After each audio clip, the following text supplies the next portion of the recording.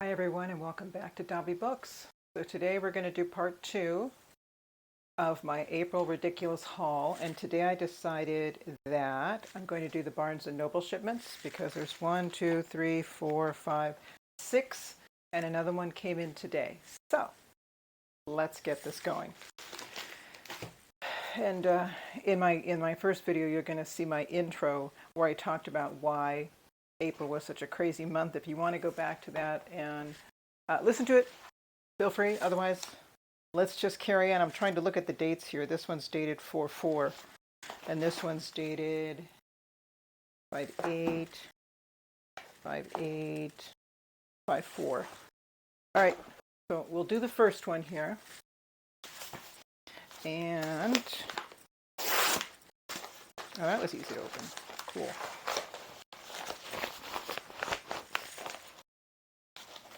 So it's a hardback, it's hardbound. There's my receipt. Oh, awesome. The Ogress and the Orphans. I know what I got this for. I joined a middle grade March book club. I'm going to put the address there, either below or on the screen for you. And it's a book club where they read middle grade books, and I forget the name of the booktuber. I'll put her name on there as well. She and another person have partnered together and formed a middle grade books book club. And I love reading middle grade, especially right after a semester when my brain just wants to have a really cool, enjoyable, non-stressful read. So the Ogress and the Orphans. Apparently it's a really cool read, so I'm looking forward to that. Next one. All right, this one.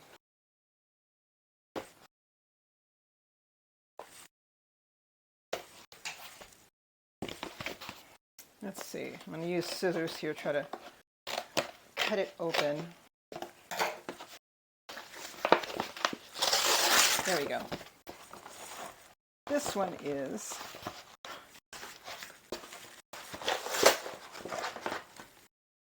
oh, okay. This is like college related. It has to, I was studying, English linguistics, grammar, and the whole nine.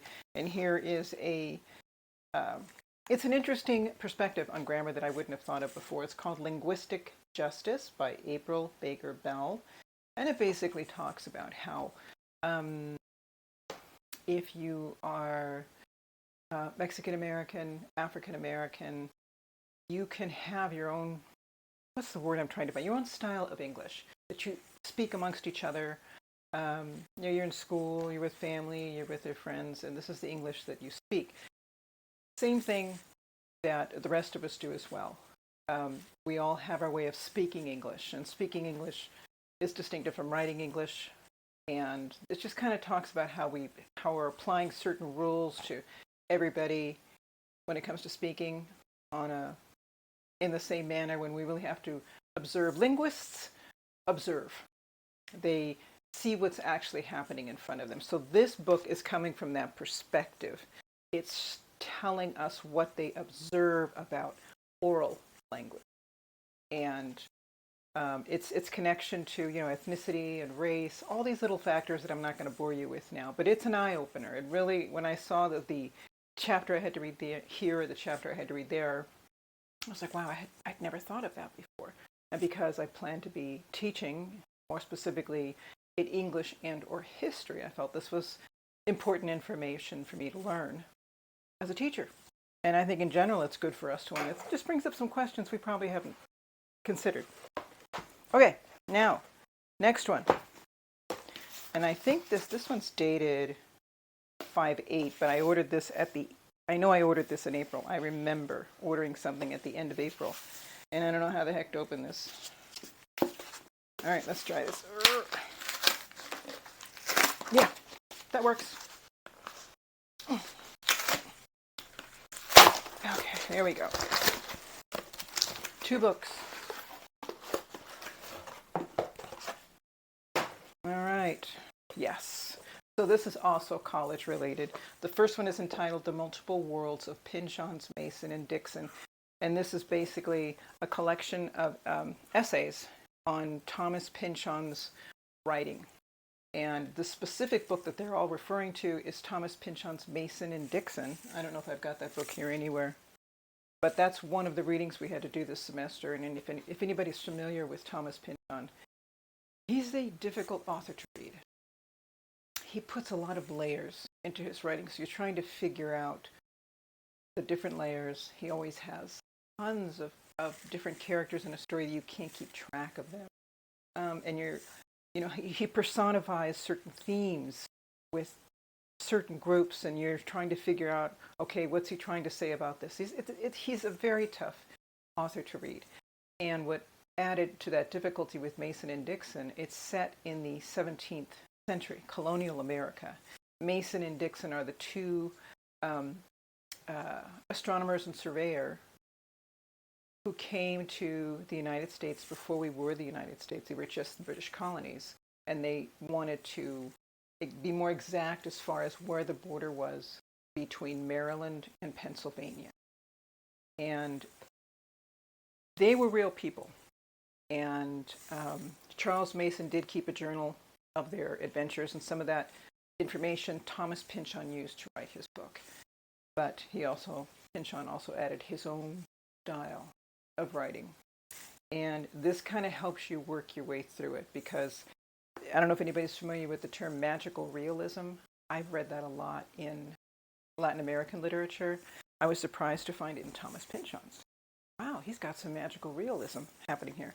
What's he mean? What's he trying to say? And this book really helped me work my way through that. And then this book here, called Occupy Pynchon, Politics After Gravity's Rainbow. And this is by another Pynchon scholar, Sean Carswell. And he has a really cool way of breaking down political theory that can be a little difficult to understand. There's a book that was published called Empire, and the same authors published another book called Multitude. And they are talking about the same thing. One talking about the power, one thing talking about you and me. And it just seems like it's just so vast, so beyond understanding. But Sean Carswell broke it down. He explained it in a way that was much easier for me to understand. And Gravity's Rainbow is another book by Thomas Pynchon, and Carswell's trying to emphasize how Thomas Pynchon's politics have changed since Gravity's Rainbow. So I hope I'm remembering that correctly. And again, both of these books helped me better understand the author. The book that I was reading, another book that I had read by Pynchon this semester as well, was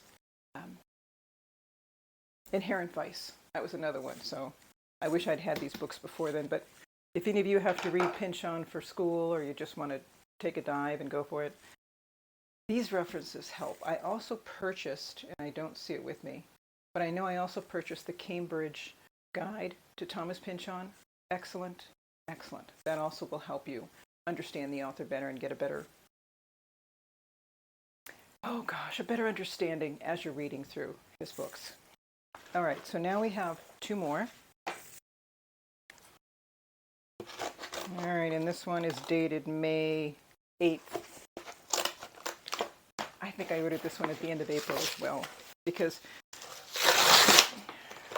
it takes a little while for Barnes & Noble to ship their books. Not a long time, but a little bit longer. And this is Sallust, Catiline's War, the Jugurthine War, and Histories.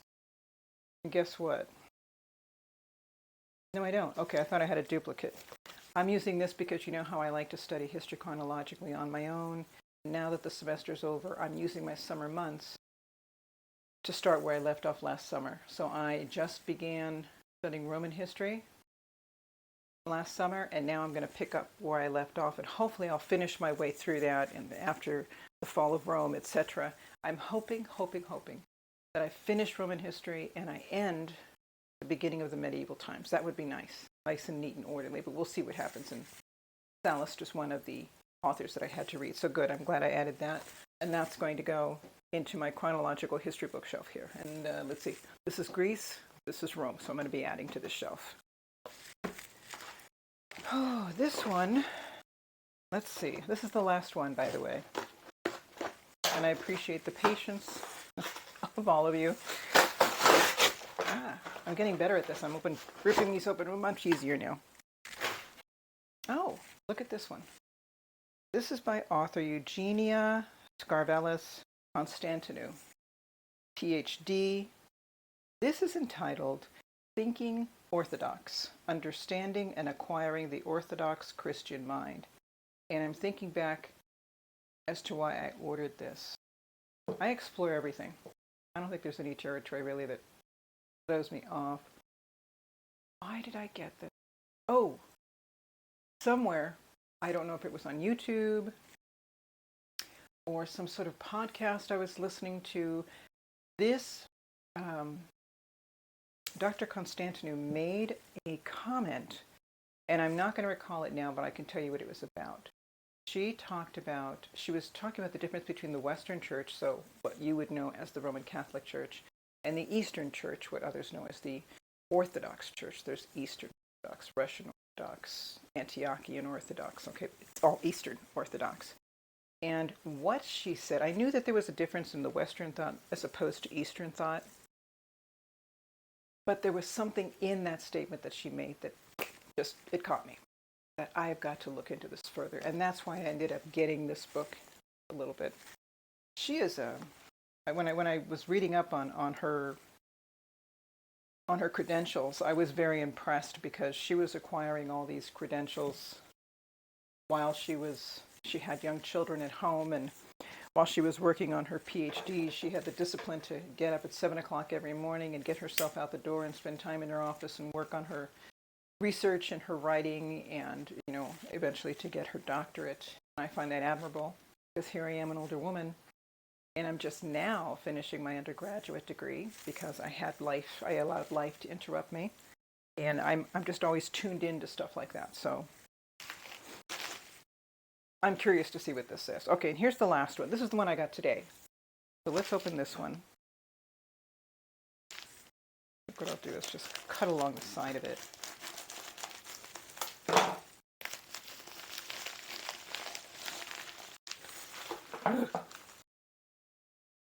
I gotta cut it some more. There's my receipt. Okay. April was a happening month. Crazy month. And guess what? This is what arrived today. And this is what I purchased at a Barnes & Noble just a couple weeks ago.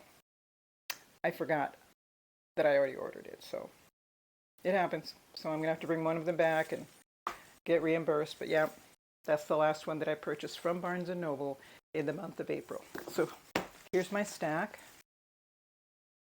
My Barnes & Noble stack from April. Maybe one of them is from May. And I still have 1, 2, 3, 4, 5, 6, 7, 8 more packages to go. That's another day and another video because you all have a life. So thanks for sharing this moment with me, guys, and thanks for stopping by, and I appreciate all of you. Bye-bye.